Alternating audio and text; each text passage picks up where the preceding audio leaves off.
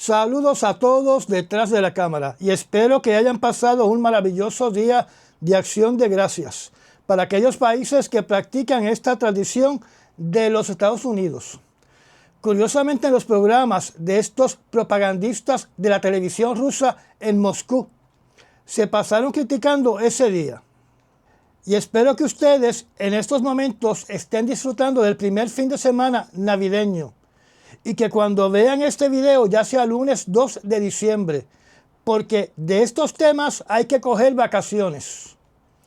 Comencemos con las noticias seleccionadas para el día de hoy, donde se sigue deteriorando las situaciones y conflictos que tienen que ver con la seguridad internacional. Estados Unidos bombardea almacén de armas de una milicia en Siria tras ataque a sus tropas. Según esta noticia, la Fuerza Aérea de los Estados Unidos condujo un ataque para eliminar un almacén de armamento en territorio de Siria, que era propiedad de grupos armados apoyados por Irán, que durante el día del lunes realizaron un ataque contra soldados de los Estados Unidos que permanecen en el país de Siria. Según este artículo, los Estados Unidos todavía tiene 900 efectivos en suelo de Siria.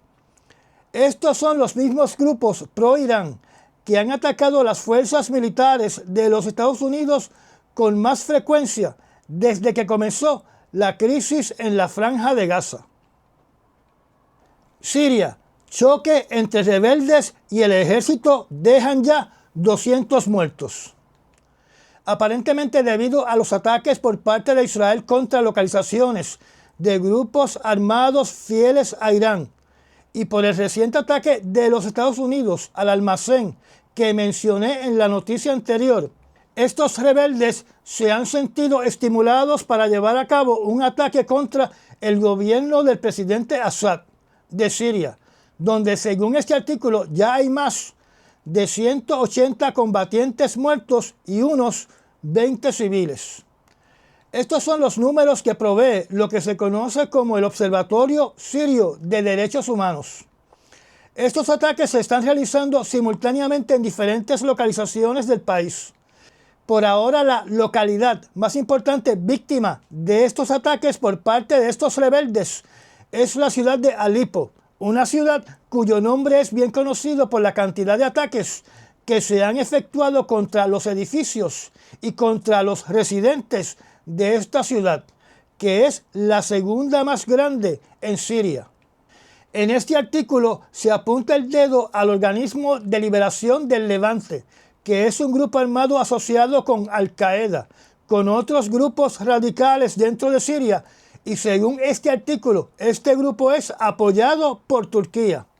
O sea, que el gobierno de Siria está acusando en parte al gobierno de Turquía, al señor Erdogan.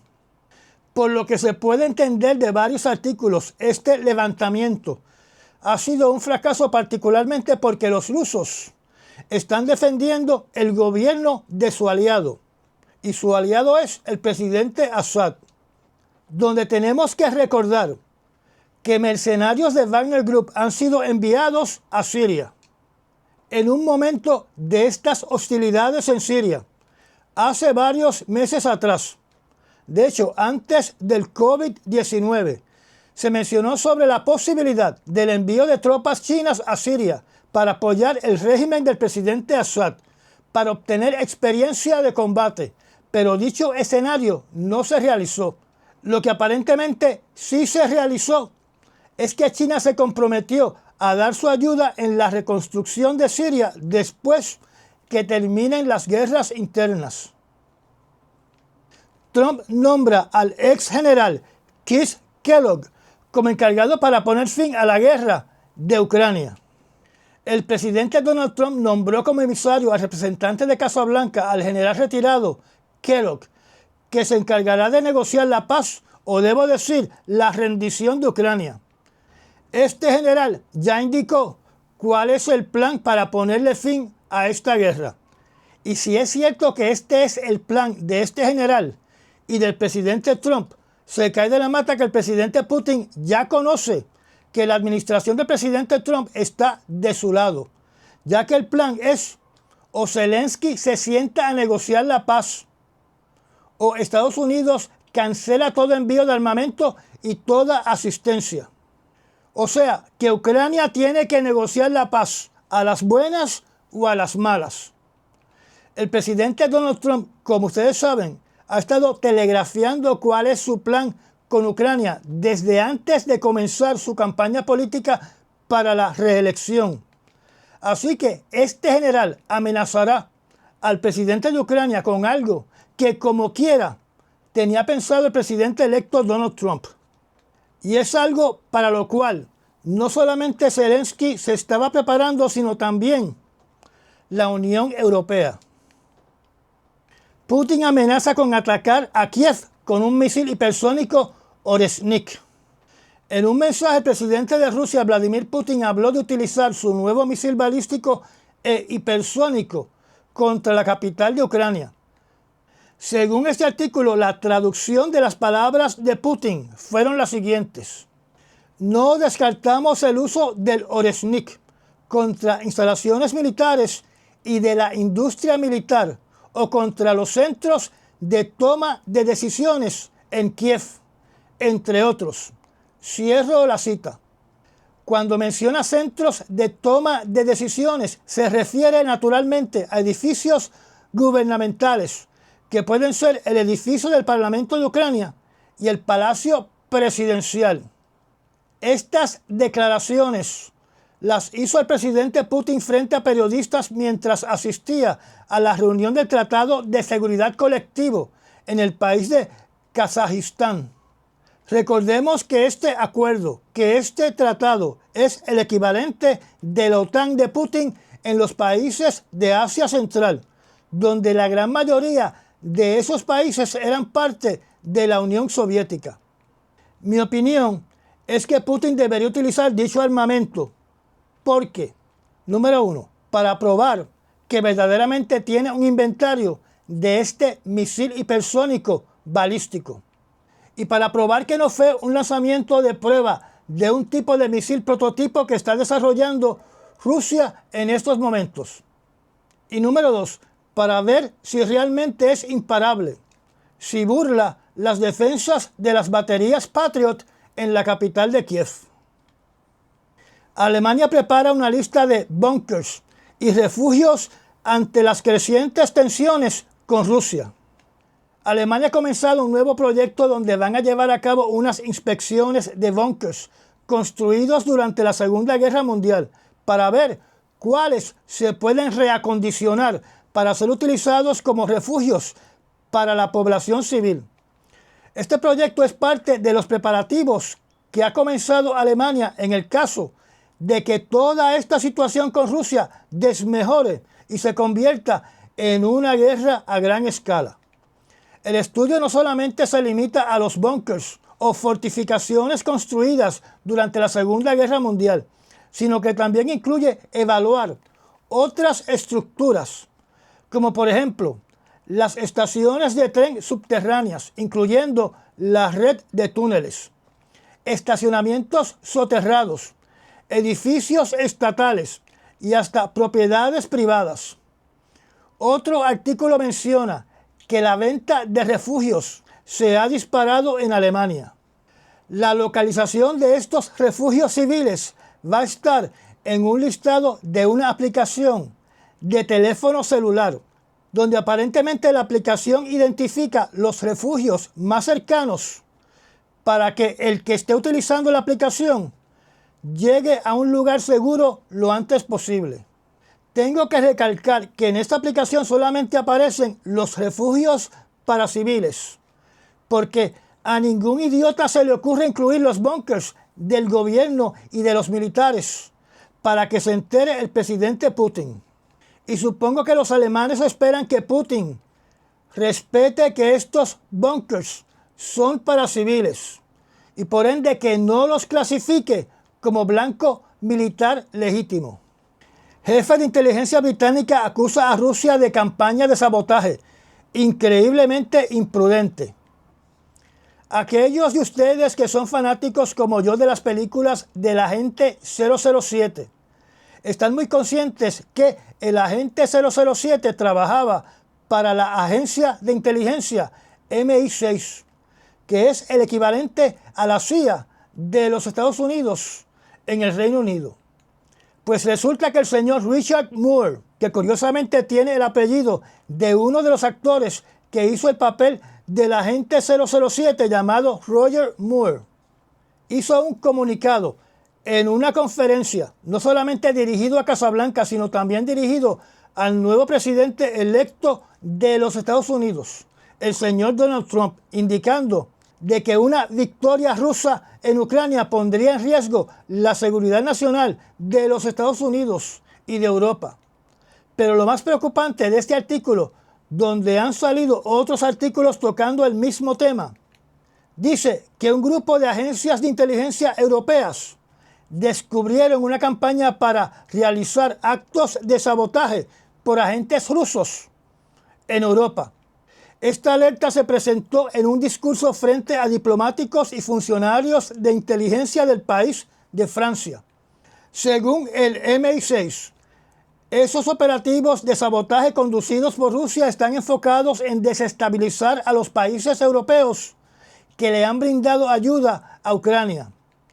En dicha reunión se presentaron varios ejemplos.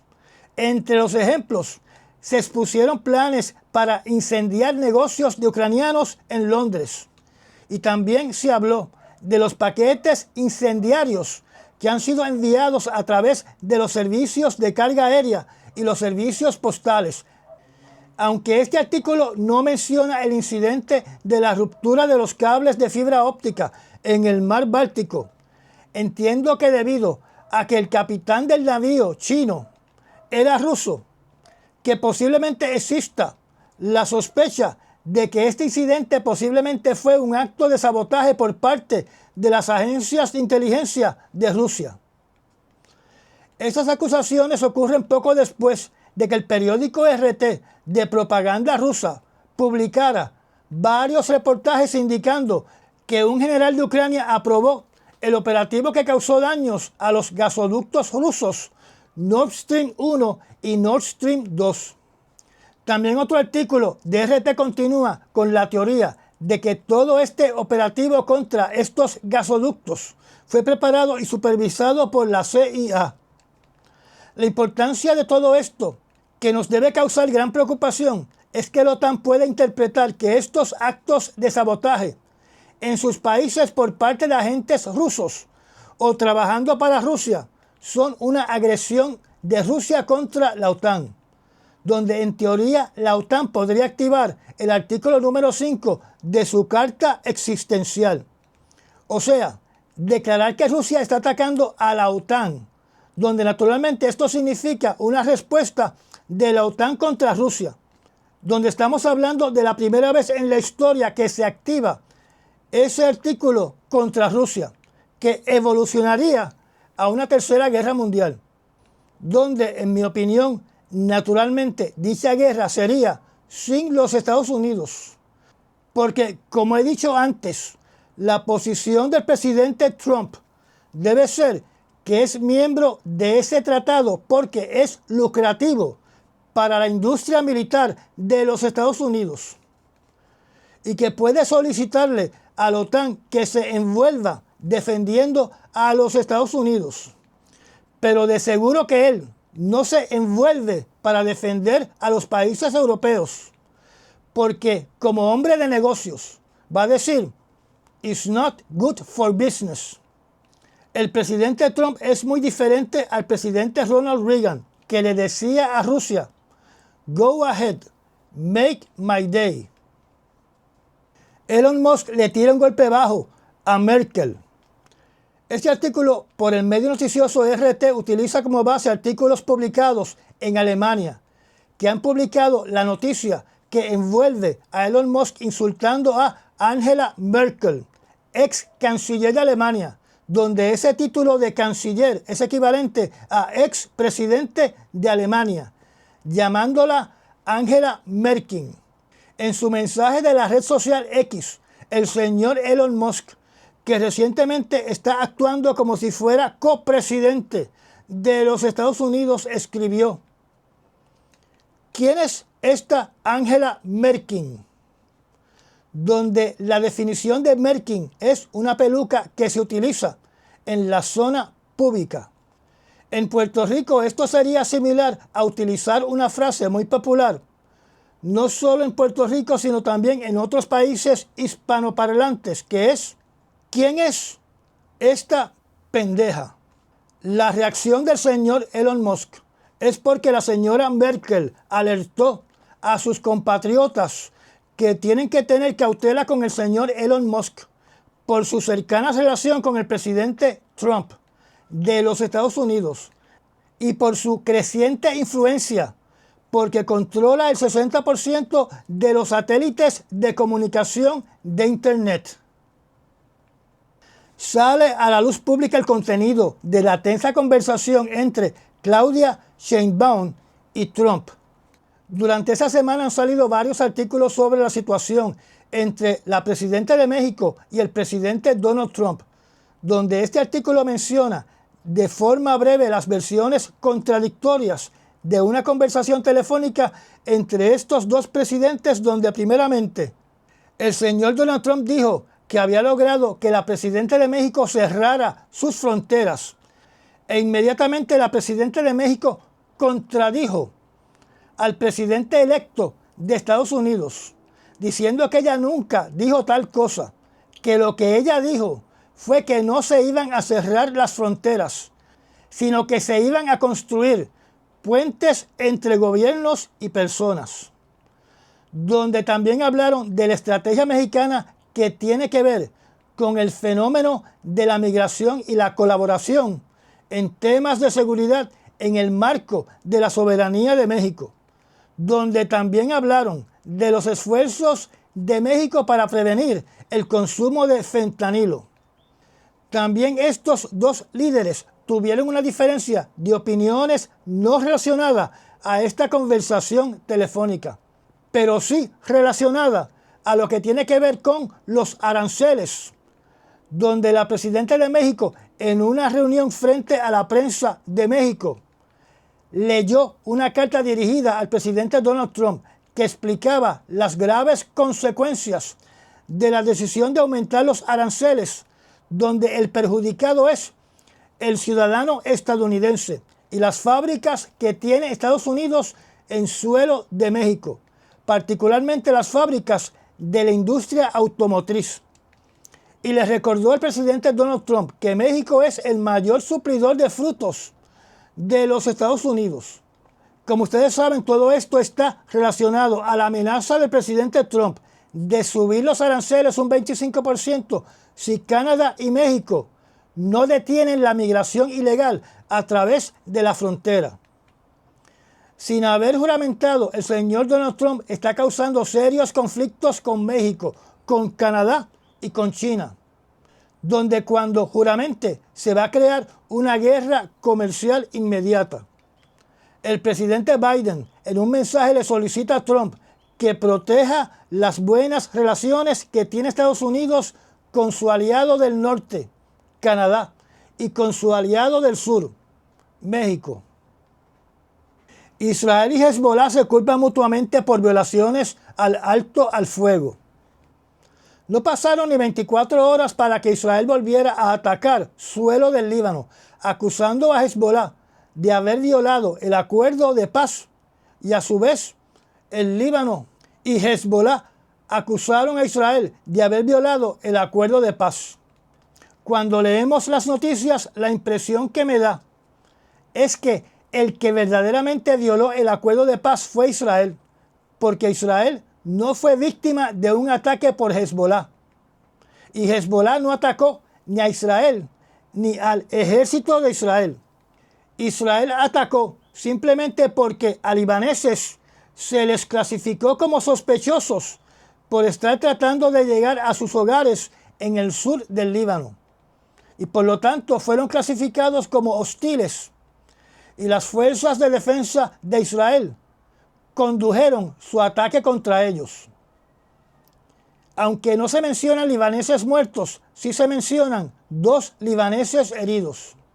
Recordemos que todos estos desplazados deben estar desesperados por regresar a su hogar para ver si todavía existe y para evitar el saqueo de sus pertenencias y la invasión de sus hogares. De hecho, existe una noticia que indica que una familia regresó a su casa y lo que encontró fue un enorme cráter de una bomba de Israel. Además, recordemos que el sur del Líbano está en el mapa de Israel bíblico y por ende debe haber presión de los ultraderechistas en su plan de expansión territorial de tomar posesión del sur del Líbano. Miles de libaneses regresan a sus hogares mientras tregua entre Israel y Hezbollah parece mantenerse, producto del débil acuerdo de cese al fuego entre Israel y Hezbollah. Se reporta la creación de caravanas de miles de libaneses desplazados que solían ser residentes del sur del Líbano, que marchan de regreso a sus hogares, donde en su desesperación, en conocimiento y porque tal vez no estén en conocimiento, porque tenemos que entender que hay un serio problema de comunicación entre la cúpula de un gobierno y muchos de sus ciudadanos que tal vez no saben leer, no tienen un celular, no tienen acceso a leer noticias, no tienen una radio, no tienen un televisor u otros mecanismos para saber exactamente qué es lo que está pasando. Además, estamos hablando de 1,2 millones de libaneses que han sido desplazados y por ende es imposible una comunicación efectiva con personas que han vivido en casetas de campaña improvisadas, a la intemperie o en sus vehículos. Las fuerzas de defensa de Israel le ha prohibido a los libaneses a regresar a sus hogares en una línea de aldeas cercanas a la frontera con Israel, hasta nuevo aviso. En el mapa que ven en la pantalla pueden ver estas aldeas donde los libaneses desplazados no pueden regresar ni a estas aldeas ni al territorio libanés al sur de estas aldeas. Israel se reserva el derecho de quitarle la vida a cualquier persona que desobedezca este mandato. O sea, que si una familia regresa a una de estas aldeas o viaja más al sur en territorio del Líbano para regresar a su hogar, serán considerados como hostiles y serán asesinados. Israel amenaza con guerra intensiva si Hezbollah viola acuerdo. El primer ministro de Israel se comporta como esperábamos. Este jueves 28 de noviembre amenazó con reactivar la guerra contra Hezbollah en el Líbano, a menos de 48 horas del comienzo de esta tregua, donde ya hubo un encontronazo. O sea, el señor Benjamín Netanyahu culpará a Hezbollah si ciudadanos libaneses quieren regresar a sus hogares. Desmantelan la mayor red de piratería global en una operación simultánea en 10 países.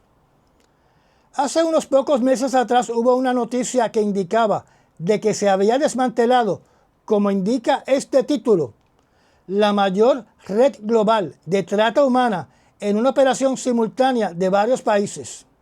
Y ahora, meses después, se publica esta noticia que aparentemente está más relacionada, aunque no entra en detalle, de mercancía digital relacionada a robo de derechos de autor. Este nuevo operativo, con el nombre Takedown, se desarrolla para desmantelar esta red de piratas cibernéticos y se realizó en países como el Reino Unido, Francia, Alemania, Italia, Holanda, Suiza y Rumanía. Como este artículo en particular no entra en el detalle de qué productos digitales fueron robados y distribuidos, solo se puede utilizar la imaginación de que están hablando de productos como películas, música, imágenes y pinturas digitalizadas que se compran con criptomonedas y libros digitales.